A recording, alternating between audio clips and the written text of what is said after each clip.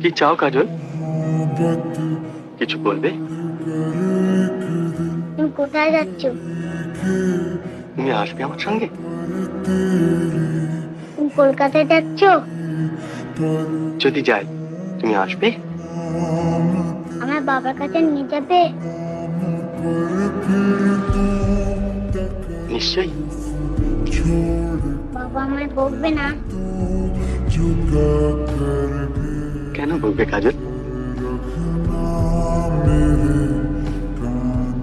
আমায় ফেলে চলে যাবে না?